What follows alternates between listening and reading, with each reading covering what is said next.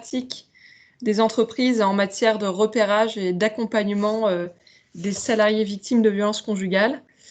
Alors, ce rendez-vous en ligne s'inscrit dans le prolongement d'un premier webinaire introductif que nous avions animé en juillet dernier. Et nous avions montré que les entreprises avaient tout intérêt à agir sur le sujet, d'autant plus dans ce contexte de post-confinement qui a donné une dimension supplémentaire au sujet. Aujourd'hui, nous vous proposons d'entendre le témoignage de Léa Catala et de Christine Passagne qui travaillent à la Fédération nationale des centres d'information sur les droits des femmes et des familles et qui aborderont avec nous les enjeux du recueil de la parole en entreprise dans des situations de violence conjugale et parleront de leur accompagnement réalisé auprès d'entreprises qui font face à ces situations. On vous présentera ensuite 3 bonnes pratiques d'entreprises membres de notre réseau Les Entreprises pour la Cité.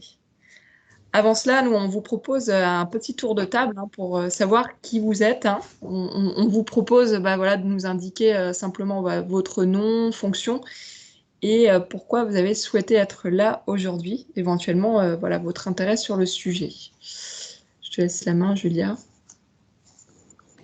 Oui, écoutez, je vous propose peut-être chacun votre tour d'ouvrir votre micro, d'activer votre caméra et donc de nous dire effectivement qui vous êtes, dans quelle entreprise vous travaillez, votre poste et puis en quelques mots, peut-être pourquoi vous êtes là ce matin. Pas forcément ce que vous faites déjà sur le sujet où vous en êtes, on gardera un temps plutôt en fin de webinaire pour échanger aussi sur vos pratiques.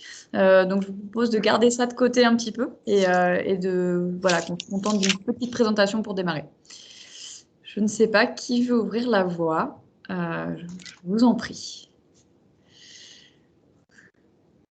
Peut-être ceux de Bordeaux. Allez, je prends l'initiative. Stéphane, vous voulez bien ? Oui, alors je suis désolé, au niveau de la caméra, j'ai un souci technique. Donc, ce sera que la voix, je suis vraiment désolé. Parfait, ça ira. Donc, je m'appelle Stéphane Gouin, je suis responsable de site chez Transitia Solutions Emploi à Gradignan, donc banlieue de Bordeaux. Et donc, nous, on intervient sur le placement de salariés intérimaires, mais aussi de recrutement en CDI. Et j'ai emmené l'agence sur ce sujet-là parce que je suis particulièrement concerné sur cette problématique, sur ces enjeux aussi de violence conjugale qui ont, on le sait, des répercussions aussi sur le professionnel et qui, on avait déjà eu l'occasion d'en parler, pour certains et certaines, ont eu de cesse que de se renforcer durant le confinement et la sortie de confinement a été un point de bascule pour certains.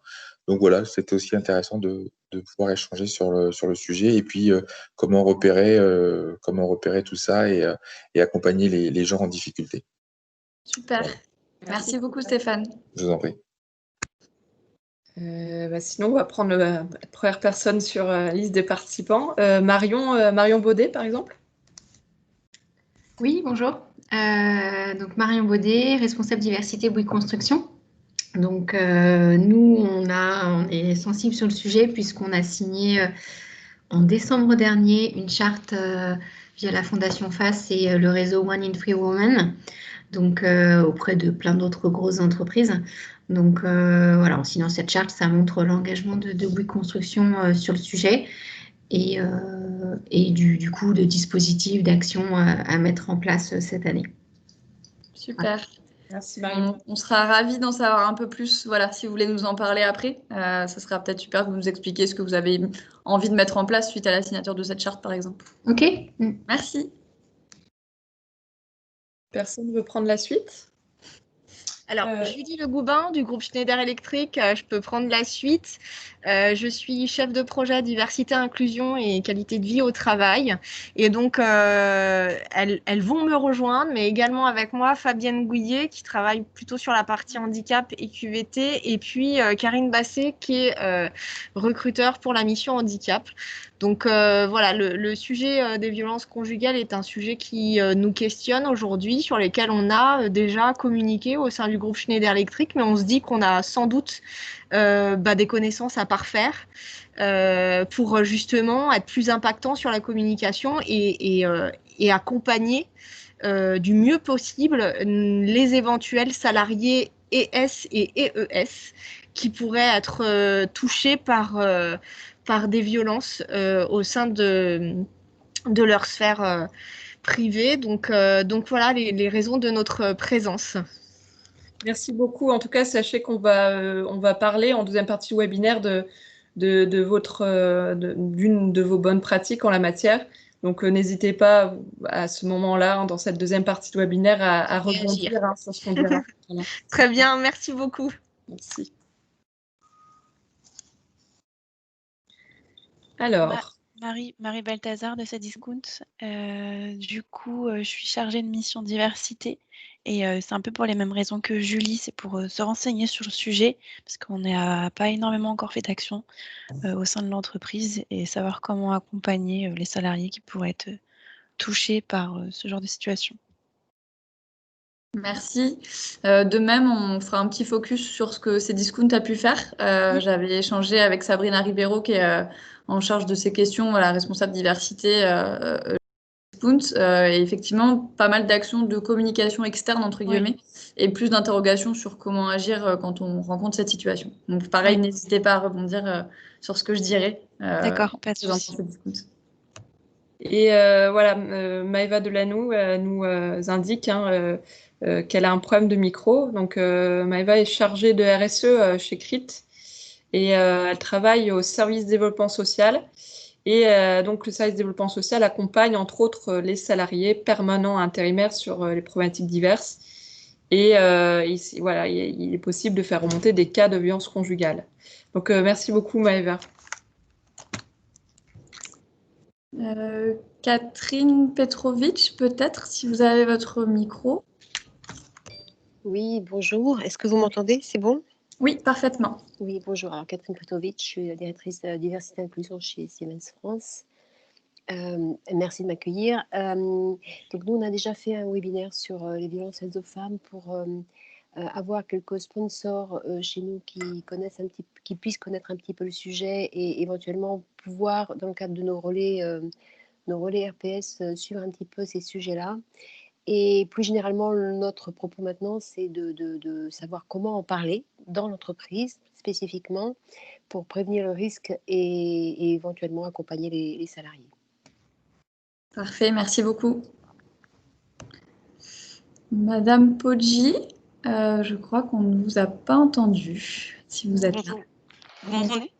Oui, parfaitement. Alors, je suis Dominique Poggi, je suis chargée de mission égalité professionnelle à la Banque de France et je suis quasiment sur le même mode de positionnement que la personne qui vient de parler, c'est-à-dire que c'est un sujet, moi à titre personnel, qui m'intéresse depuis très longtemps, mais que j'ai du mal à faire passer dans l'entreprise comme étant un sujet de l'entreprise.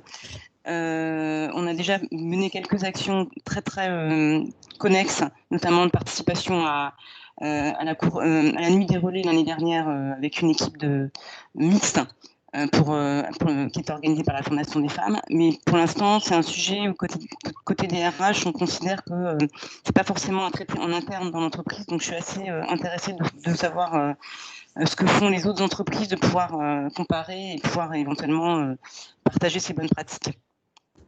Merci beaucoup. J'en profite pour rebondir peut-être juste, voilà, Julie vous expliquait qu'on a fait un premier webinaire. Ce webinaire, il est accessible en replay et on avait effectivement adressé cette question de pourquoi l'entreprise devrait ou pas s'engager sur le sujet en levant quelques objections que vous pourriez rencontrer auprès de la direction des DRH. Donc n'hésitez pas. Voilà, pour celles et ceux qui n'avaient pas pu suivre le premier, il est disponible sur notre chaîne YouTube. On vous mettra le lien dans le chat. Merci beaucoup. Merci, et puis bienvenue à Valérie Vial qui nous a rejoint. On est en train de faire un tour de table. Bonjour. Bonjour, je ne sais pas si vous m'entendez, oui? Oui, très bien, très bien. Ah, super. Ben, bonjour, j'arrivais un petit peu en retard, je vous prie de m'excuser. Oui,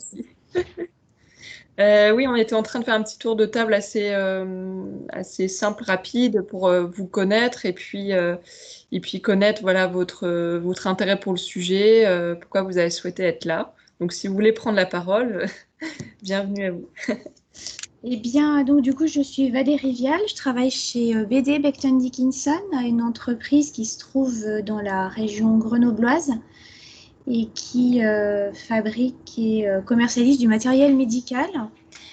Je suis en charge de la diversité et en fait, voilà, c'est un sujet on commence à en entendre parler. On commence à avoir des questions, en fait, surtout suite au Covid. Voilà, puisqu'on en a peut-être un peu plus parlé aussi pendant cette période dans les médias. Et on commence à avoir des questions des élus, de certains collaborateurs aussi. Et voilà, pour l'instant, on n'a pas travaillé sur ce sujet-là. Et je serais intéressée de savoir voilà, quel est l'engagement, quel est l'engagement de l'entreprise et puis ce qui a été fait, ce qui peut être fait, et voilà. Les échanges de bonnes pratiques. Voilà. Très bien, mais merci beaucoup. Bien, je crois qu'on vous a toutes et tous entendus. Merci à toutes et à tous. Alors, il y aura des temps de questions-réponses au cours de ce webinaire. Mais en tout cas, n'hésitez vraiment pas à poser vos questions au fil de l'eau, que ce soit sur le chat ou directement à l'audio, pour s'assurer que nos échanges soient les plus vivants possibles. Alors, je laisse donc maintenant la parole à Léa Catala et Christine Passagne. Merci. Du coup, on est plusieurs à être présents aujourd'hui de la Fédération nationale des CIDF, donc des centres d'information sur le droit des femmes et des familles.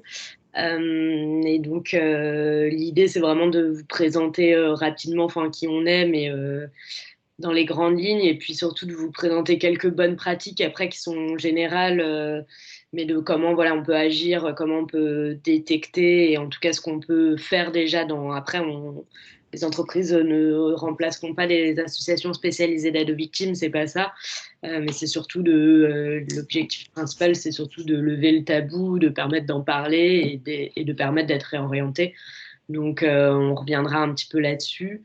Et puis, on vous présentera quelques pratiques de CIDF qui ont travaillé en local avec des entreprises pour permettre, en tout cas, d'aborder le sujet de manière un peu plus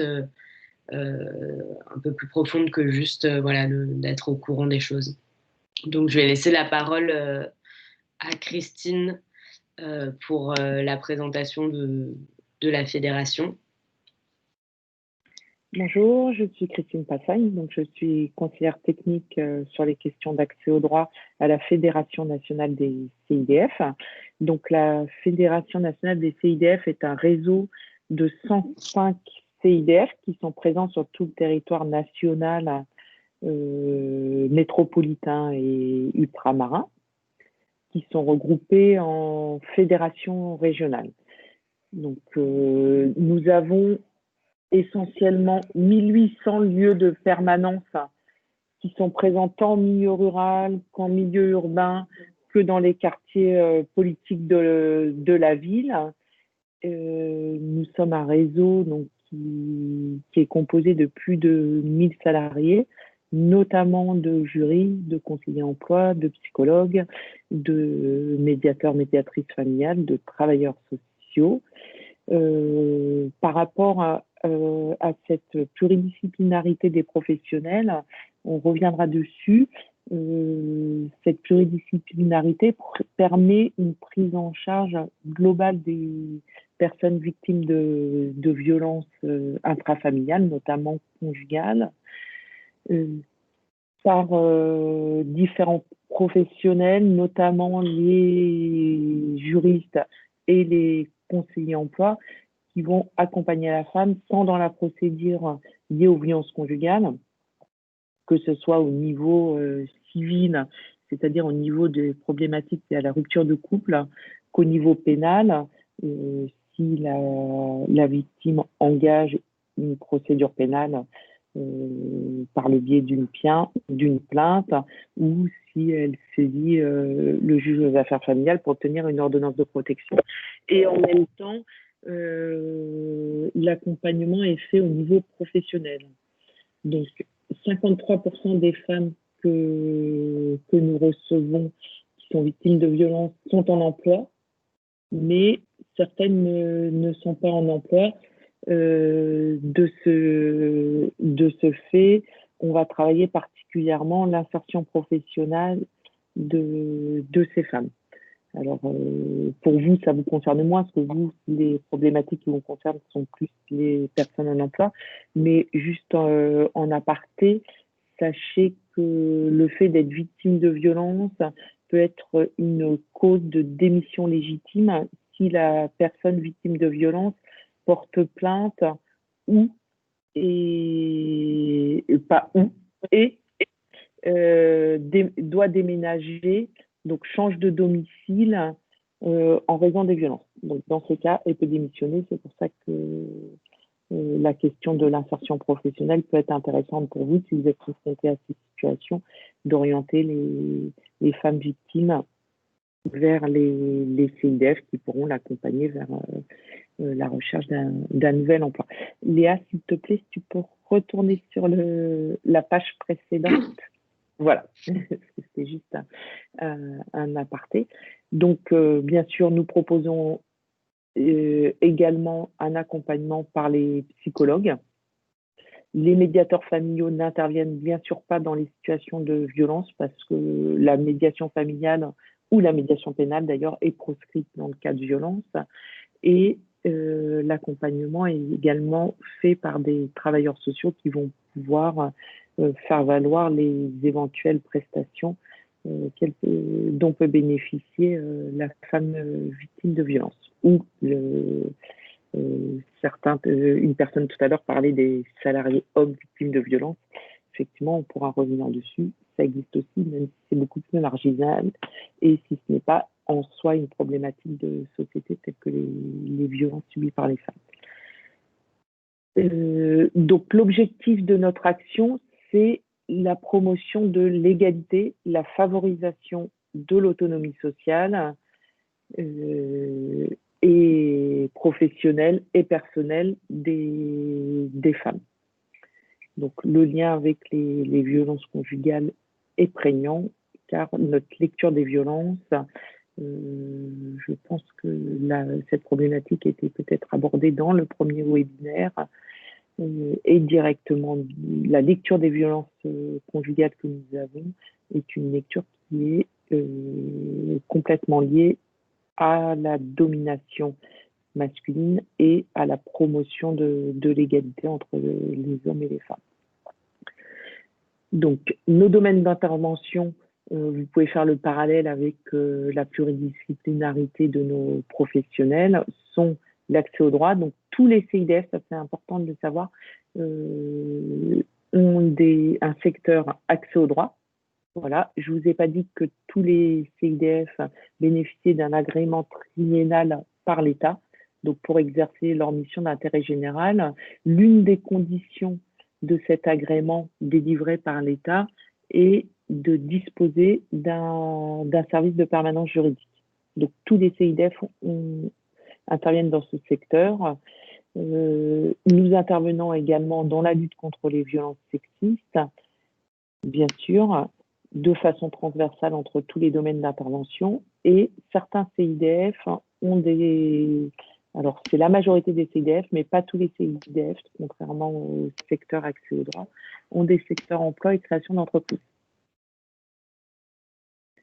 Nous disposons également pour certains CIDF de secteurs vie familiale et parentalité et nous intervenons sur les questions d'éducation, de citoyenneté et de santé, notamment en intervenant dans les établissements scolaires.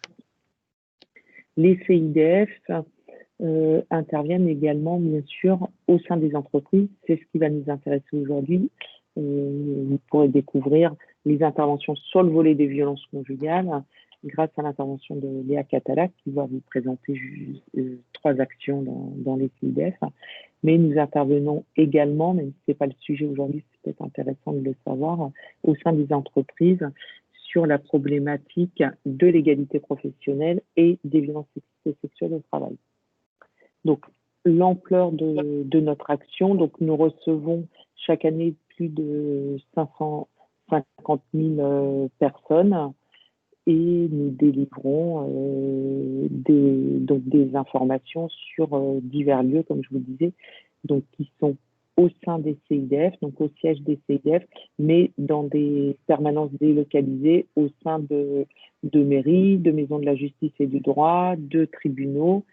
Et je voulais juste vous préciser également que certains CIDF ont un label, c'est un label interne au CIDF, qui est le label SAVS, donc Service d'accompagnement des femmes victimes de violences sexistes, et qui ont une compétence spécifique sur l'accompagnement des violences sexistes, mais d'autres CIDF, bien sûr, qui n'ont pas de label, peuvent accompagner les victimes de violences conjugales. Et certains CIDF interviennent également en tant qu'association locale d'aide aux victimes, par le biais de conventionnements délivrés par les cours d'appel. Voilà. Donc, du coup, Léa, tu peux passer à l'image suivante. Voilà, donc sur l'image suivante, vous avez juste quelques chiffres. Hein. Un chiffre dont je vous ai parlé tout à l'heure, je m'étais trompée, c'est pas 53%, mais 51,3% des femmes victimes de violences sexistes et sexuelles qui sont informées et accompagnées dans les CIDF, notamment en 2019, étaient en emploi. Donc là, vraiment, vous vous rendez compte de la prégnance de la problématique au sein de l'entreprise.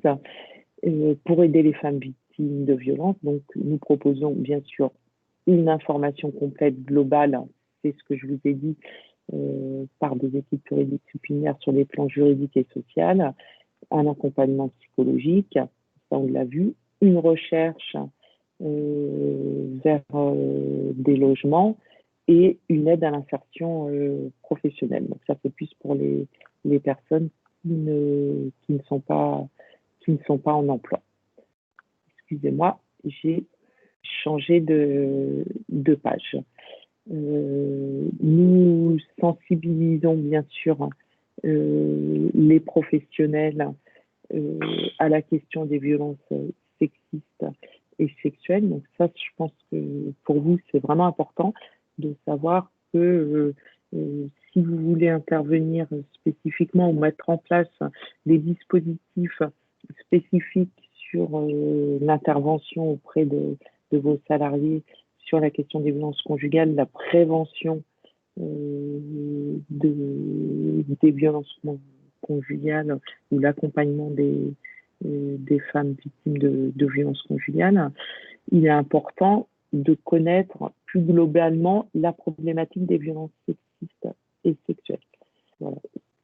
Notre lecture des violences, comme je vous le disais, est une lecture globale. Les violences conjugales ne sont pas des violences qui doivent être analysées différemment des autres violences sexistes. C'est pour ça qu'être globalement formé sur la question des violences sexistes, notamment la question des violences sexistes au travail, que sont les violences sexuelles, le harcèlement sexiste, le harcèlement moral ou le harcèlement sexuel. Ça va vous aider à accompagner les femmes victimes de violences et de connaître vraiment l'explication sociétale des violences sexistes, des violences conjugales, leur ampleur et notamment la lecture féministe de ces violences. Voilà.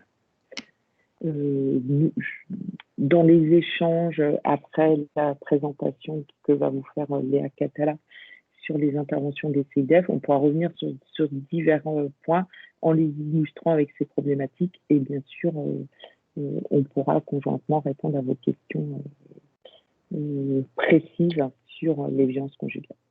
Je vais donc laisser la parole à Léa. Merci.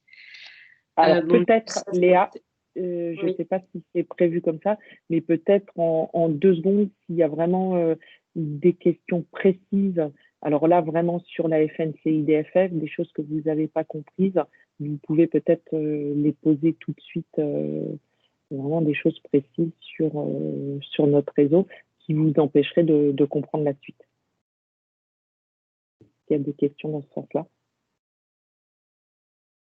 Bah voilà, c'est clair pour tout le monde. Du coup, Léa, je te laisse la parole. Merci beaucoup, Léa. Du coup, bon, ça avait été abordé du coup dans le précédent, mais voilà, en tout cas, vous avez l'air tous un peu déjà sensibilisés à la question. Mais voilà, l'idée, c'est vraiment de comprendre que les violences sexistes et sexuelles, enfin, et les violences conjugales sont un fait aussi de société et concernent bien plus, enfin, ne sont pas du tout un fait marginal, que déjà elles ne s'arrêtent pas à la fin du couple, donc après la séparation, et qu'elles ne s'arrêtent pas forcément au domicile.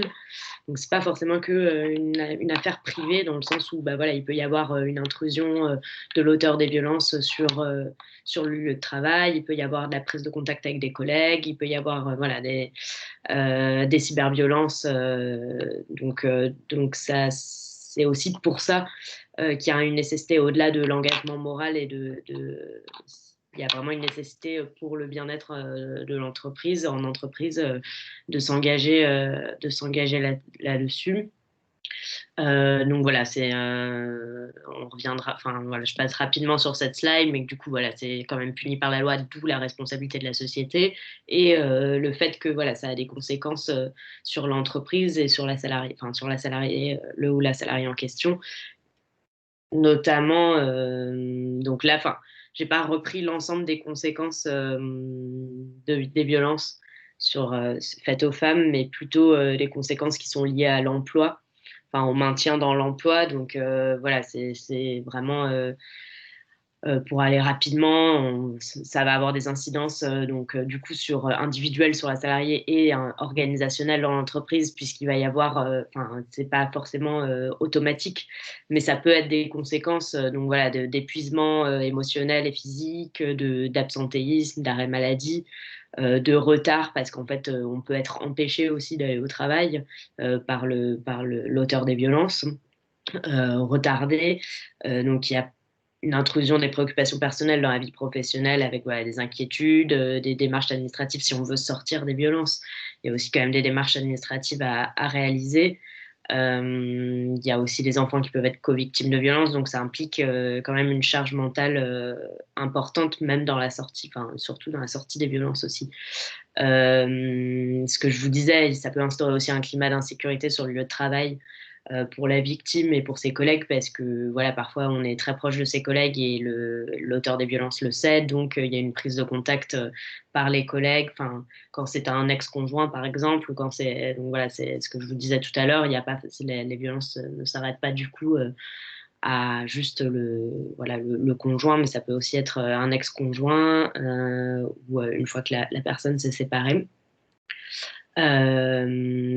Il y a un risque aussi, c'est pour ça que Christine l'a évoqué, on ne va pas revenir sur les violences sexistes et sexuelles au travail ici, mais il y a un risque du coup aussi d'être la cible de harcèlement au travail plus fort, aussi par du coup ce côté d'être facilement dans l'emprise aussi, enfin d'avoir en tout cas cette charge déjà personnelle. Et puis donc du coup plus généralement du coup pour l'entreprise, c'est aussi voilà, c'est aussi au-delà de l'engagement personnel des personnes, c'est aussi un poids dans le sens où voilà, on va avoir quand même à gérer une situation qui peut amener des difficultés pour l'équipe. Au niveau donc voilà, ce qu'il faut savoir, c'est que, là, on y reviendra plus tard dans les questions si c'est ce sujet qui vous préoccupe. Au niveau du repérage et de la détection des femmes victimes de violences, c'est un peu difficile a priori de le détecter, en effet, parce que voilà, on va pas forcément voir des bleus, on va pas forcément, parce que voilà, les violences, ça dépasse juste les violences conjugales dépassent aussi les violences physiques. D'autant plus qu'une femme victime de violence va pas forcément venir, ne parle que très rarement des violences qu'elle subit à leurs collègues ou à leurs responsables, et pas non plus forcément à la médecine du travail, parce que la médecine du travail ou les psychologues du travail ne sont pas forcément bien identifiés aussi comme des acteurs pouvant aussi détecter ce type de situation et pouvant aussi être un appui en interne dans ce type de situation. Mais voilà, en tout cas, il y a une vraie réticence à en parler, parce que voilà, de peur de représailles ou d'avoir un changement de regard sur soi. Donc c'est pour ça que voilà, on nous a mis quelques signes, mais c'est pas forcément des signes qui vont être évidents à repérer ou qui vont être véridiques dans chaque cas.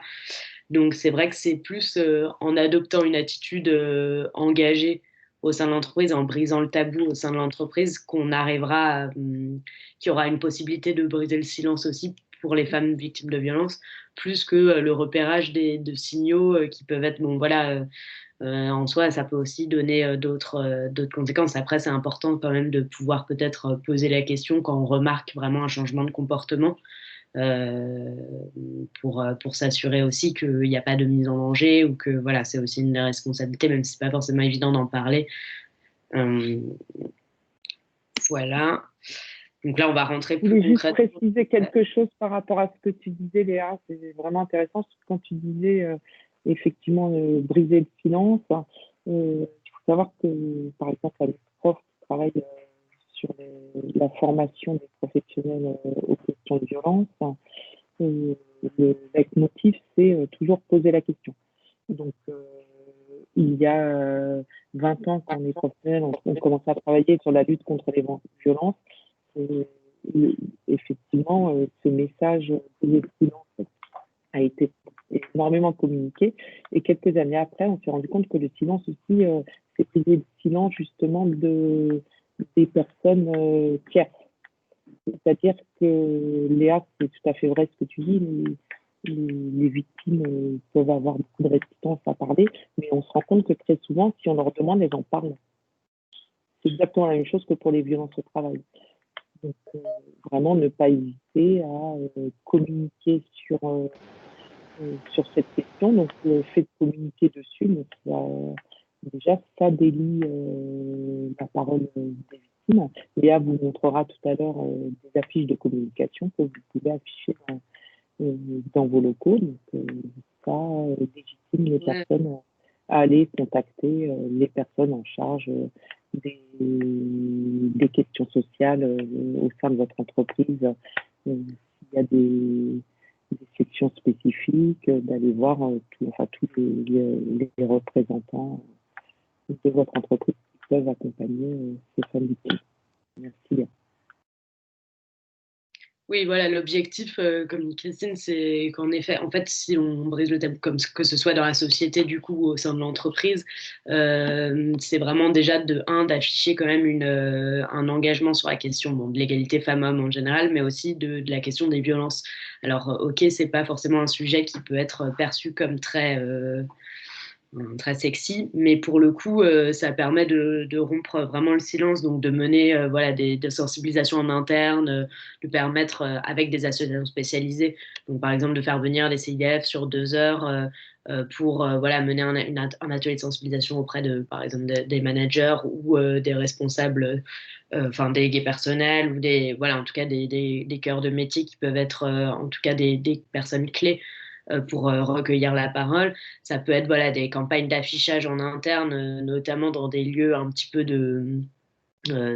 comme la cantine ou des salles de repos, qui sont de passage pour les entreprises ou pour les salariés, d'affichage, mais aussi de permettre peut-être de laisser quelques flyers, de laisser en tout cas, que ça soit visu quand en fait on voit le mot, là c'est ce que vous avez soulevé en début, en introduction, depuis le confinement, du coup on en entend parler, donc on a peut-être plus de cas aussi, parce qu'en fait, le fait d'entendre parler, ça permet déjà aussi de délier les langues. Donc après, ça peut être aussi lors de journées thématiques, par exemple comme le 25 novembre, peut-être faire une communication spéciale auprès de ses salariés sur comme quoi vous engagez, vous relayez les campagnes nationales du 8 mars et du 25 novembre. Ça peut être l'occasion d'en parler, parce que si c'est pas habituel. Donc, dans des outils de communication en interne.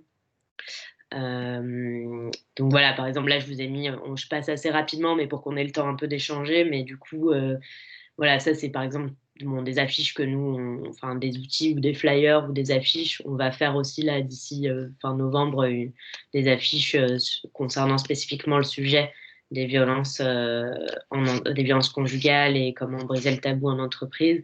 N'hésitez pas aussi à nous contacter ou contacter le CIDF en local pour si vous souhaitez avoir ce type d'outils aussi à votre disposition, ou en tout cas c'est des choses qu'on peut envisager. Mais en tout cas, voilà, d'afficher quelque chose, d'afficher un message et de montrer que c'est pas tabou en interne. Ensuite, donc première étape, un peu sensibiliser, informer, et puis ensuite former du coup voilà des personnes ressources. Donc il y a les référents violences dans certaines entreprises, de suivre un programme de formation, comme disait Christine, sur les violences et sur vraiment l'ampleur de ce que ça représente, comment on accueille la parole aussi, quelles sont les phrases à ne pas dire, des choses à plutôt des, voilà, en tout cas, c'est ce qu'on vous disait en introduction, mais les CIDF sont un peu experts aussi sont experts sur la question et sont habitués à mener des modules de formation en entreprise, mais aussi auprès d'autres professionnels plus spécifiquement. Voilà, ça peut être aussi participer voilà, à ce type de webinaire comme vous faites aujourd'hui, mais du coup, voilà, c'est aussi s'intégrer dans une démarche, se former, parce qu'il y a une réelle complexité autour du sujet. Et c'est ça qui permettra d'avancer et de permettre la meilleure prise en charge des personnes victimes. Mais en dernier point, du coup, c'est vraiment l'accompagnement. Alors, comme je vous disais, vous n'avez pas vocation, enfin, les entreprises n'ont pas vocation à devenir bureau d'aide aux victimes, de devenir des associations spécialisées d'aide aux victimes. Donc, pour autant, quand voilà, vous avez connaissance d'une situation de violence, l'idée, c'est vraiment d'être dans une démarche qui soit rassurante et déculpabilisante, en fait, aussi, de ne pas poser tout de suite des questions en disant mais t'es sûr qu'il a fait ça, enfin, de remettre en tout cas la parole en doute si une femme, si une personne victime de violence vient s'adresser aussi à vous. C'est vrai qu'on a tendance parfois à vouloir comprendre, mais du coup, en fait, c'est vrai que c'est important voilà, de rassurer la victime, de lui faire comprendre qu'elle est victime et qu'elle a des droits. Et du coup, pour vous, ce que vous pouvez faire, c'est orienter la personne vers des structures et associations spécialisées, comme les CIDF, mais voilà, qui sont présents dans tous les départements, mais comme d'autres aussi associations. De donner voilà, la possibilité, en tout cas, vous, ce que vous pouvez faire à votre niveau aussi pour l'accompagner, c'est-à-dire faciliter les démarches de protection aussi. Si, par exemple, ça peut être garder des effets personnels au bureau, parce que, voilà, des passeports, des papiers d'identité, parce qu'il y a aussi ces violences-là qui peuvent être administratives sur l'emprise de la personne. Ça peut être aussi, voilà, permettre de s'absenter pour gérer les démarches pour porter plainte. En tout cas, adopter une attitude un peu bienveillante sur le sujet en disant, voilà, on peut faciliter parce que de toute manière, il vaudra mieux ça que se laisser, que voilà, avoir des absentéismes à répétition sans justification forcément, alors quand on a conscience du sujet. Voilà, ça peut être aussi sur les grosses entreprises, permettre peut-être la facilitation vers un autre site, ou en tout cas, voilà, envisager des démarches, en tout cas comme ça, que peut faire l'entreprise pour faciliter, entre guillemets, la sortie des violences et ensuite le les conséquences psychotraumatiques aussi dessus. Voilà, je vois que le temps file, donc... Pardon, t'as pas fini, Léa? Oui, non, c'est juste que je vois que le temps file un peu, donc j'essaye de... Je voulais juste apporter une précision. Donc, au niveau des dispositifs juridiques existants, c'est vrai que les questions des violences conjugales n'intéressent pas tant que ça l'entreprise. Il n'y a pas de législation spécifique, mais il y a quand même des choses, je pense, qui sont importantes à savoir. Je vous ai parlé tout à l'heure de la démission légitime. Donc, il y a 2 conditions nécessaires qui sont le changement de résidence et le dépôt de plainte auprès d'un procureur. Donc, les textes n'étant pas mis à jour, c'est vraiment dépôt de plainte au pénal. Par exemple, la saisine d'un juge aux affaires familiales pour une ordonnance de protection ne justifie pas une démission légitime. En revanche, depuis le 4 juin, il y a un décret autorise le déblocage anticipé de l'épargne salariale en cas de violence conjugale. Et le déblocage anticipé est possible en cas de délivrance d'une ordonnance de protection. Donc, il faut la délivrance.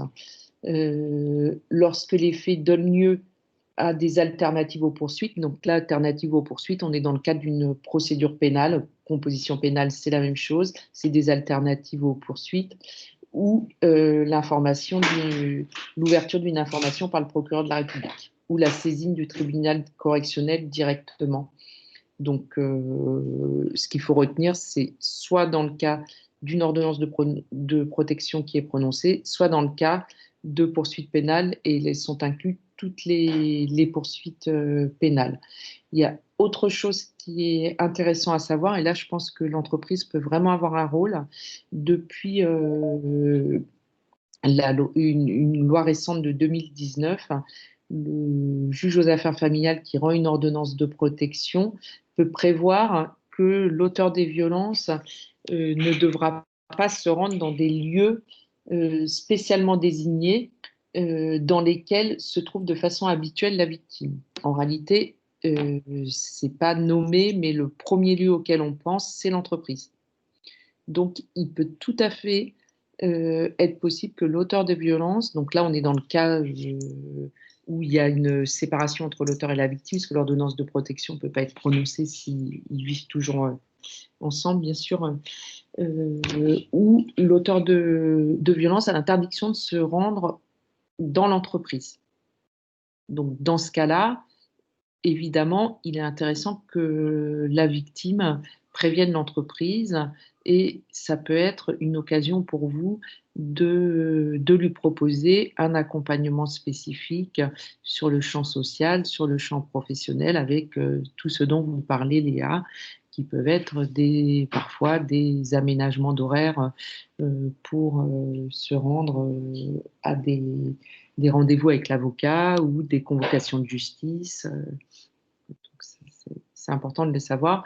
Et si vous avez des services de sécurité présents dans vos locaux, il peut être intéressant aussi d'informer les personnes en charge de cette sécurité que telle personne a interdiction de s'approcher des lieux. Voilà, ou les personnes chargées d'accueil. Je te laisse la parole, Léa. Merci, Christine. En 2-3 minutes, quelques exemples, et comme ça vous laissera l'occasion de nous poser des questions plutôt si cela vous intéresse. Mais on a recensé un peu des actions.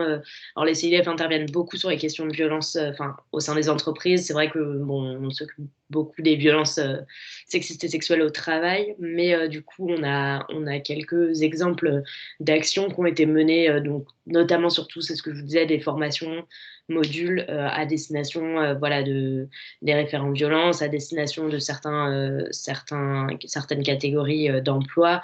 Donc ça peut être aussi bien soit plutôt ce qu'ils appellent des ateliers de sensibilisation. Donc là, on est plutôt sur un format 2 heures ou une demi-journée, soit plutôt sur vraiment des formations qui sont beaucoup plus longues, avec vraiment un programme de formation, des modules, parce que les CIDF certains CIDF sont centres de formation aussi, donc sont agréés aussi. Donc ça, c'est important de le savoir. Au-delà de juste la simple sensibilisation. Donc d'intervenir dans des réseaux interprofessionnels sur la question des violences, de mener des permanences téléphoniques à destination des salariés, qui peuvent être animés qui sont animés par des juristes, mais donc du coup de prévoir une fois par mois un créneau, en tout cas un temps régulier où du coup il y a vraiment une permanence téléphonique qui se met en place, notamment pour des entreprises importantes. Et en fait, en termes de permanence, c'est ce qui a été fait. On va vous présenter l'action du CIDF de Seine-Saint-Denis, en fait, qui est menée dans une entreprise, une permanence juridique spécialisée. Donc, la permanence était accessible sur rendez-vous pris auprès du CIDF directement par téléphone. Et en fait, tous les 15 jours, elle avait lieu dans les locaux de l'entreprise, ce qui permettait du coup de ne pas s'absenter pour la personne victime. Donc, bien sûr, qui est gratuite, comme toutes les actions des CIDF, gratuites et confidentielles. Et du coup, une autorisation d'absence a été délivrée par le service santé et sécurité au travail si besoin, du coup, si ça bloquait au niveau de l'équipe. Et puis, en fait, il y avait vraiment un lien entre la juriste qui menait la permanence et les assistantes sociales du travail. Donc voilà, ça permettait en fait d'avoir sur le lieu vraiment un endroit dédié pour accompagner la salariée victime de violence, par des juristes des CIDF et aussi par des psychologues. Voilà, je crois qu'on a un peu dépassé le timing, donc je vais vous laisser la place pour poser vos questions. On a une dans le chat. En fait, on est accompagné, juste pour info, on est accompagné, donc là, c'était Christine et moi-même qui animions, mais on est accompagné aujourd'hui par 3 autres collègues. Donc voilà, vous avez les noms ici. Donc voilà, n'hésitez pas si Si vous avez des questions, alors, je relis un peu le chat, mais je n'ai pas eu l'occasion de le... Tout en bas, Léa, du coup, il y a une question de Marion Baudet. D'accord, la permanence est gratuite pour l'entreprise. Alors, je ne sais pas si Christine, tu sais, ouais, on pourra se renseigner. Alors, je ne pense pas que. Alors, j'ai pas la convention financière, mais je ne pense pas que l'intervention soit gratuite pour l'entreprise. Oui, je pense que ça a été un partenariat. Donc, on a un réseau de professionnels, je ne sais pas si je l'ai précisé au début, de ce fait, toute intervention d'un CIDF entraîne des coûts pour le CIDF. Donc, nos prestations ne sont pas gratuites. En revanche, les permanences pour le public sont bien sûr gratuites. Toutes nos permanences sont gratuites. Mais tant nos sessions de formation, sensibilisation ne sont pas gratuites. Après, voilà, je sais pas. Mais je précise, sont très accessibles. Oui, on reste une association aussi, donc c'est pas des. Mais c'est vrai que ça permet surtout de financer le salaire aussi des juristes. Alors voilà, je sais pas trop si Julia voulait qu'on qu'on prenne un temps là du coup maintenant, ou si on. Bah écoutez, s'il y a des questions parmi les participants, n'hésitez pas. Voilà, peut-être sur les actions présentées par le CIDFF, voilà, si ça fait écho à des besoins que vous avez, n'hésitez pas à les solliciter maintenant. Effectivement, voilà, le CIDFF reviendra vers nous pour nous expliquer ce qui est payant gratuit dans leur accompagnement. Voilà. Claire Caminade, qui est là aussi de la FNCIDFF, nous dit en tout cas les permanences juridiques au sein de l'entreprise sont gratuites et anonymes pour les salariés. Voilà, en tout cas, ce ne sont pas les salariés qui payent si jamais cette prestation est payante.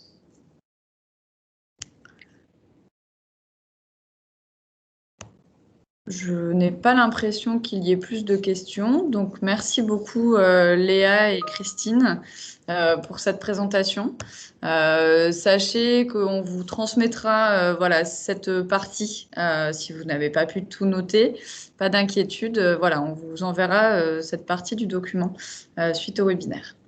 Merci beaucoup à l'équipe de la FNCIDFF. Je vais prendre la main et vous partager maintenant des bonnes pratiques que nous avons identifiées auprès de nos entreprises membres. Voilà, malheureusement, les entreprises dont nous allons vous parler ne pouvaient pas être là ce matin, parfois pour cause de congés. Oui, mais sur les personnes qui témoignent. Voilà, on a certaines personnes des entreprises, mais les personnes qui ont témoigné directement ne pouvaient pas vous présenter ces bonnes pratiques. Donc, c'est pour ça qu'on s'en fait le relais. Voilà, suite à leur non-possibilité d'être présente. Donc, Julie, je te laisse nous présenter la bonne pratique de Schneider Electric. Et donc, évidemment, on a des personnes de Schneider, donc n'hésitez pas à rajouter des choses. Oui, n'hésitez pas. Je voulais simplement dire quelques mots sur...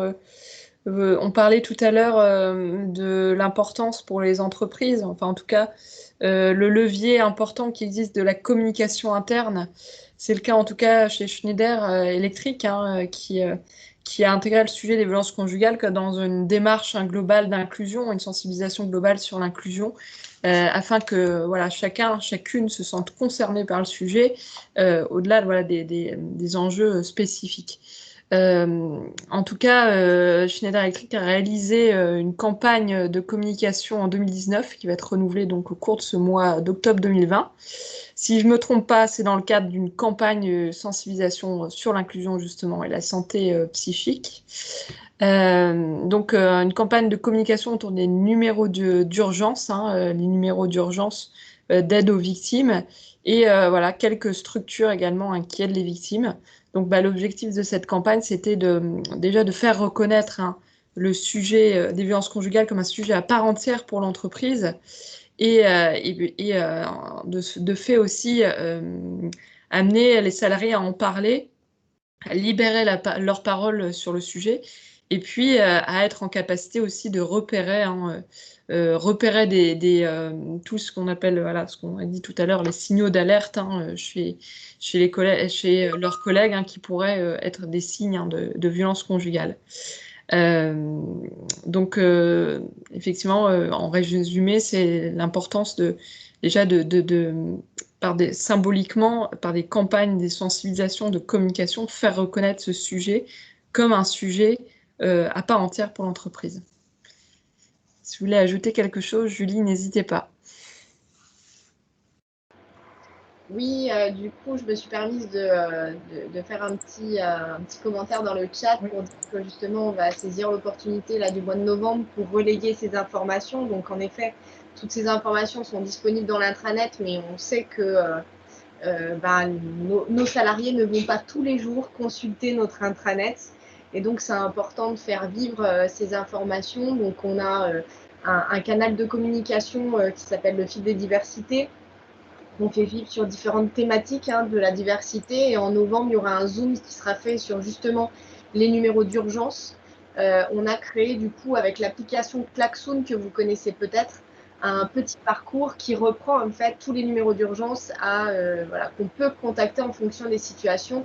Donc c'est aussi une autre manière, plus peut-être malgré l'importance et le sujet, la teneur du sujet, de manière, on va dire, plus ludique et récréative, de donner de l'information.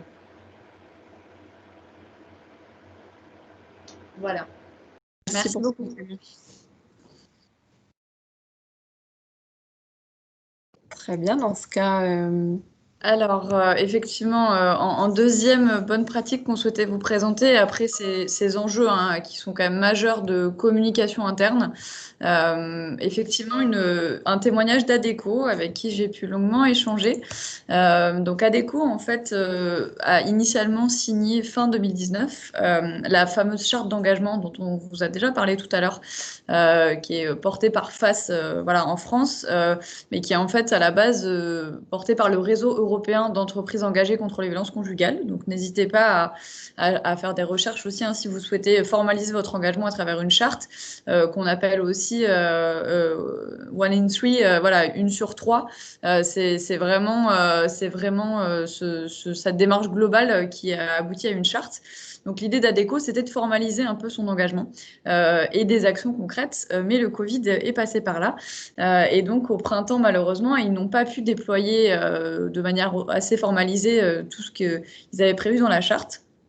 Pour autant, il y a de nouveaux enjeux qui sont apparus pendant le confinement et je sais que ça concerne pas mal d'entre vous, ce questionnement d'un sujet qui est arrivé dans l'entreprise un peu par la force des choses pendant cette période, quand vos collaborateurs ont été mis en télétravail parfois à temps plein et puis dans tous les cas confinés. Donc, Adecco a mis en place une boîte mail qui s'appelait « À vos côtés », une à destination de leurs permanents, donc salariés, et une à destination de leurs intérimaires. Ils pensaient au début avoir pas mal de retours sur l'aspect travail, sur la question du télétravail, l'organisation avec les managers, et en fait, il s'avère que dans leur premier mail, ils ont eu des retours sur des cas de violence conjugale. Donc, ils ont été assez interpellés. Pour vous dire un peu les types de retours qu'ils ont eus, ils ont pu aujourd'hui, avec le recul, un peu les classifier. Ils ont eu une partie de retour sur des sujets d'action sociale, donc des enjeux de budget, des enjeux de logement, des enjeux de garde d'enfants. Également, toute une partie qu'ils ont pu rentrer classer autour de ce qu'ils appellent la gestion du stress. Donc des choses sur le télétravail, sur l'équilibre des temps de vie, des questions d'anxiété, des situations de perte de proches, donc voilà, des situations d'alerte en fait sur l'état psychique des salariés.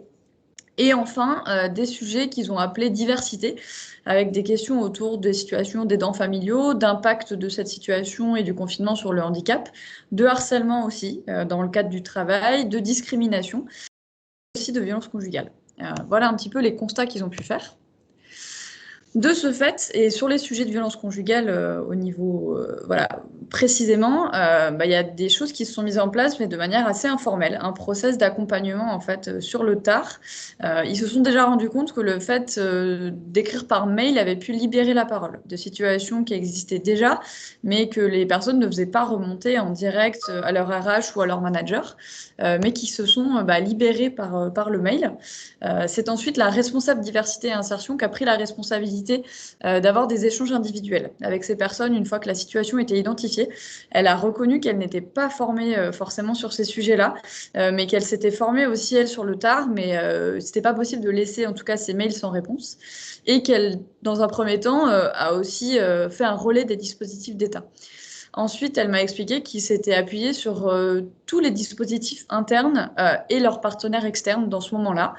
Donc déjà les services sociaux d'ADECO, parce qu'ils ont des services sociaux en interne qui géraient un peu ce premier bloc de questions qui ont pu remonter, le budget, la garde d'enfants, des choses comme ça. Ils ont aussi mis en place des cellules psychologiques externes qu'ils avaient déjà activées pour leurs intérimaires et pour leurs salariés. Donc elle m'a expliqué qu'ils avaient 2 partenaires différents, donc ils les ont réactivés à ce moment-là. Elle a aussi eu recours au Fonds d'action sociale du travail temporaire. Alors, j'imagine que certaines agences, les agences d'intérim le connaissent, d'autres peut-être pas. Le Fonds d'action sociale du travail temporaire, en fait, c'est une structure qui accompagne les agences d'intérim sur tous les sujets d'action sociale. C'est vraiment une plateforme d'animation de la politique sociale au bénéfice des intérimaires. Il y a en 2019 485 000 demandes d'informations qui ont été traitées. Voilà, donc c'est vraiment un gros acteur et elle a pensé à les solliciter. Et elle a aussi challengé la mutuelle et la prévoyance en leur demandant ce qu'ils pouvaient faire, par exemple, au niveau financier. Et donc, il y a des fonds qui ont été débloqués à cette occasion.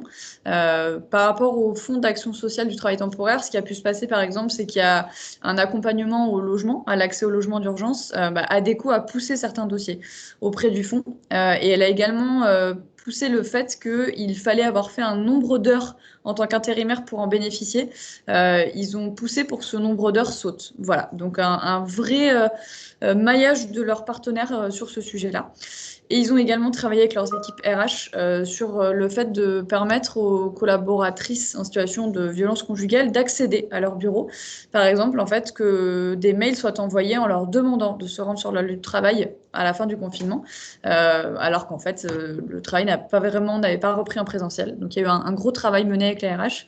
Un travail de confidentialité aussi avec les managers. Elle m'a expliqué que les dossiers étaient restés confidentiels à ce moment-là pour pas que les managers soient forcément informés en fonction des situations. Et globalement, ils ont mis en place un nouveau rituel de suivi des équipes quand ils se sont rendus compte de tous ces enjeux, pour pas perdre le lien avec leurs équipes. Pour vous faire un dernier point sur qu'est-ce qu'ils ont fait maintenant, on est sorti un peu de cette phase d'urgence qui nous a figés pendant le confinement. Elle m'a expliqué que maintenant, ils sont vraiment dans une démarche de structurer tout ça, tout ce qui a pu se faire un peu dans l'urgence pendant ces derniers mois. En juin, par exemple, ils ont fait le choix de faire une communication interne spécifique aux violences conjugales, ce qu'ils n'avaient jamais fait auparavant, avec un rappel des dispositifs d'État, mais aussi une information sur la capacité et l'engagement du groupe à accompagner ces situations. Elle m'a expliqué qu'ils n'ont pas eu forcément de retour à ce moment-là de personnes victimes, mais beaucoup de mails de collaborateurs qui se sont dit fiers de l'engagement de l'entreprise. Donc ça, c'est important qu'on vous transmette ça aussi, parce qu'on sait que parfois, on l'a entendu tout à l'heure, les entreprises s'interrogent sur leur légitimité à s'engager, sur la manière dont ça va être reçu par les collaborateurs et la direction. Là, on a l'exemple d'ADECO qui, en s'étant lancé sur le sujet, a eu des retours de fierté de collaborateurs qui ne sont pas forcément touchés par ces sujets. Et ensuite, les premiers axes de travail mis en place suite à cette charte et à cette période d'urgence, pour eux, c'est maintenant de revoir les process et les dispositifs internes actionnables en se posant, en n'étant plus dans l'urgence, de continuer à challenger leurs partenaires, parce qu'elle s'est rendue compte que c'était des réels leviers et qu'il ne faut pas s'en priver. Et puis, ils ont pensé à un nouveau dispositif. Il y a un compte secret qui existe chez ADECO pour les fiches de paye, afin de stocker des documents de manière secrète. Ils invitent les collaborateurs victimes de violences conjugales à utiliser ce compte secret pour stocker, par exemple, et sécuriser des documents personnels, des pièces d'identité, les dossiers de demande de logement, des dossiers juridiques avec l'avocat. Et ça, je l'ai entendu dans une autre structure. Je crois que c'est l'AFD qui m'a expliqué aussi qu'il le faisait. Donc si certains d'entre vous avaient des comptes secrets, ça peut être utilisé dans ce cas-là aussi. Voilà un peu pour la bonne pratique d'ADECO. N'hésitez pas, je vois qu'il y a plein de questions en même temps. Merci Julie de les avoir gérées. Et donc en dernière pratique, on souhaitait aussi vous parler de Cdiscount. Donc Marie, n'hésitez pas à me compléter. Cdiscount qui nous a fait part d'une bonne pratique qu'on trouve intéressante au-delà de la prise en charge des personnes victimes de violences sur l'engagement d'une entreprise et l'affichage de cet engagement, que ce soit en externe auprès des clients, mais aussi des collaborateurs. Cdiscount est en partenariat avec ONU Femmes France dans le cadre des Orange Day. Alors, je ne sais pas si vous connaissez les Orange Day. L'idée d'ONU Femmes, c'était de lancer 16 jours d'action du 25 novembre, qui est la journée internationale de l'élimination de la violence à l'égard des femmes, jusqu'au 10 décembre, qui est la journée internationale des droits humains. L'idée, c'est d'avoir 16 jours d'action sur cette période-là. En interne, en externe, autour de la couleur orange. Donc, par exemple, Cdiscount sur l'externe a fait le choix, vous le verrez, de passer son site en orange pour signifier son engagement sur ce sujet. Et également de mettre en place une opération de partage avec 30% du prix de vente de certains produits qui sont reversés à ONU Femmes France, en plus des dons que Cdiscount fait chaque année à ONU Femmes France. Et en interne, Cdiscount a mis en place une course qui est proposée aux collaborateurs et chaque kilomètre parcouru, c'est 5 € reversés par Cdiscount à ONU Femmes France. Voilà, donc les collaborateurs tournent, pour ceux qui connaissent à Bordeaux, entre les deux ponts, pont de Pierre, pont Chaban-Delmas, et voilà, ça leur permet de se mobiliser. Il y a des photos qui sont prises, affichées sur les réseaux sociaux également, sur la mobilisation des collaborateurs et l'engagement de Cdiscount. Et à cette période-là, Cdiscount en profite pour faire un relais du numéro 3919 en interne également. Voilà, Sabrina Ribeiro m'a également expliqué que sur leur accompagnement interne, eux, ils avaient vraiment mis en place une forte collaboration avec la médecine du travail. Donc voilà, on l'a dit tout à l'heure, Léa le disait, c'est pas forcément un acteur qui est très identifié, ça fonctionne très bien pour Cdiscount. Voilà, ils ont vraiment un accompagnement proche et un suivi des collaborateurs à ce moment-là, un relais qui est pris par la médecine du travail. Et elle m'a expliqué également qu'ils sont donc voilà, ils font partie du groupe Casino et qui a une volonté de définir un plan d'action précis sur les violences domestiques dans le cadre de leur prochain accord QVT 2020-2022. Donc ça, je l'ai entendu dans d'autres échanges avec des entreprises, mais de plus en plus, on sent qu'elles se saisissent de ce sujet au point que c'est intégré dans les accords d'entreprise, ce qui permet de formaliser l'engagement et de se poser aussi des objectifs et de faire un point à la fin de l'accord. Voilà un petit peu pour les pratiques qu'on voulait vous partager. Julie, je n'ai du coup pas pu suivre les questions, donc c'est voilà, on va pouvoir prendre vos questions. Déjà, on avait une question par rapport à l'intervention de la FNCIDFF. La question de savoir que faire en tant qu'entreprise quand les deux conjoints sont tous les deux salariés de l'entreprise. C'était la question de Julie Le Goubin. Est-ce que Christine, vous souhaitez y répondre? Oui. Donc, ce que je voulais vous dire par rapport à cette situation, effectivement, il est tout à fait possible, tout comme on sait que beaucoup de couples se forment dans le milieu professionnel, il est tout à fait possible que vous ayez à la fois l'auteur et la personne victime de violences. Donc, soit qui vivent encore en couple, soit qui sont séparés. Dans tous les cas de figure, il est vrai que ça peut être compliqué.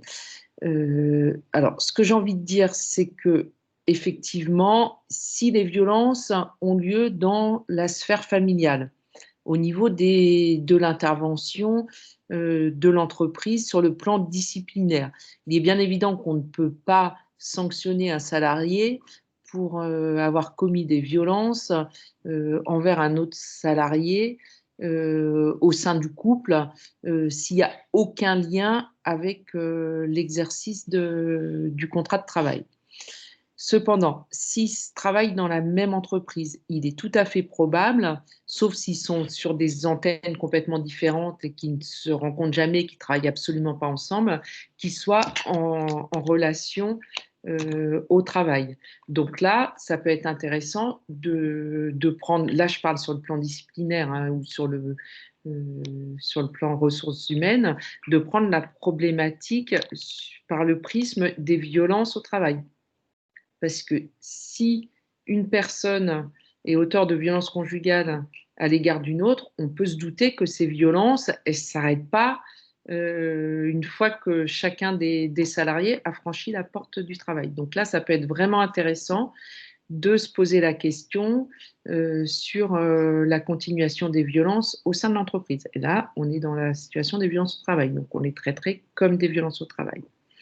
À défaut, je pense que dans ce cas de figure, il est intéressant que les services des ressources humaines interviennent auprès bien sûr de la victime, ça on en a beaucoup parlé, notamment si la victime, si l'entreprise dispose d'un service social, donc pour accompagner la salariée vers la recherche d'un logement, vraiment pour l'accompagner dans la rupture du couple et dans la cessation des violences. Donc ça, c'est vraiment intéressant. Et s'agissant de l'auteur des violences, effectivement, si l'entreprise est informée par la victime de violences conjugales et que l'auteur est toujours salarié de l'entreprise, se rapprocher également de l'auteur peut être tout à fait intéressant. Je sais pas si vous avez des questions par rapport à ça. Moi, ce que j'ai envie de dire, c'est que ça va être vraiment la prise en charge de la problématique va être vraiment au cas par cas, à savoir si ils travaillent dans les mêmes locaux, voire dans le même bureau, comment aussi, au-delà du plan disciplinaire, le travail de chacun peut être organisé, c'est-à-dire comment on peut penser effectivement à un changement de service de l'auteur des violences, protéger la victime, les situations dans lesquelles, celle dont je vous ai parlé tout à l'heure, il y a une ordonnance de protection et l'auteur a interdiction de s'approcher de certains lieux, comment l'entreprise peut essayer d'aménager le travail de la personne auteur de violence pour que cette interdiction puisse être respectée.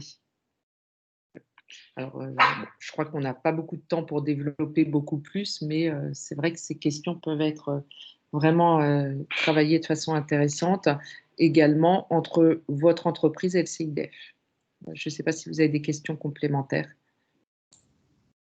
sur ce sujet. Merci beaucoup, Christine.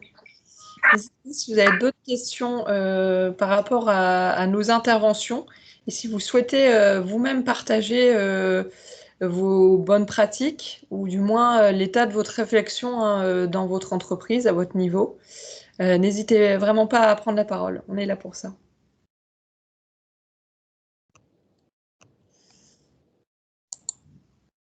On vous laisse réfléchir un petit peu. Et sinon, vous avez toujours aussi la possibilité de nous poser des questions à l'issue du webinaire. Vous avez notre adresse mail, on vous renverra un mail avec des documents, ressources liés au webinaire. Donc, ça sera l'occasion de nous poser des questions complémentaires si vous en avez.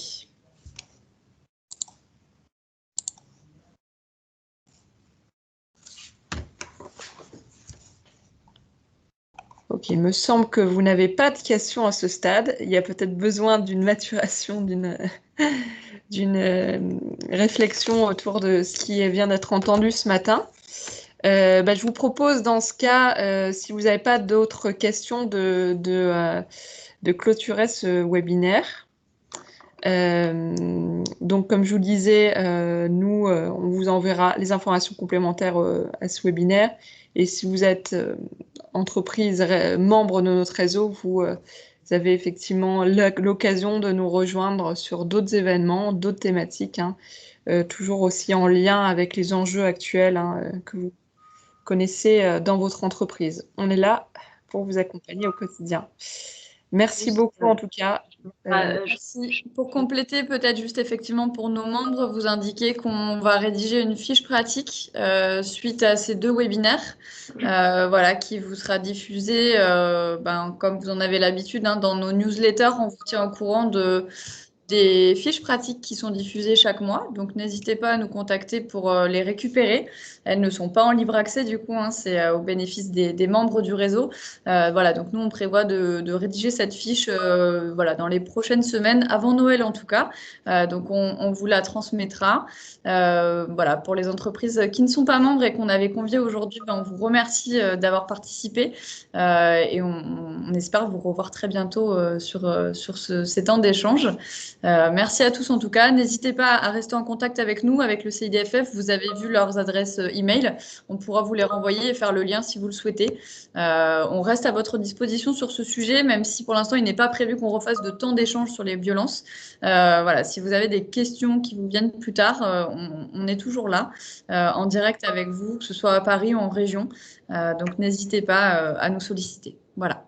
Merci à toutes et à tous et on vous souhaite une bonne journée et un grand merci à la FNCIDFF encore pour votre intervention aujourd'hui et le temps que vous avez accordé à nos entreprises. Voilà, on espère que vous pourrez en accompagner certaines s'il y a des besoins. Merci beaucoup, bon appétit et bonne journée à tous et à toutes. Merci, au revoir. Au revoir. Merci, au revoir.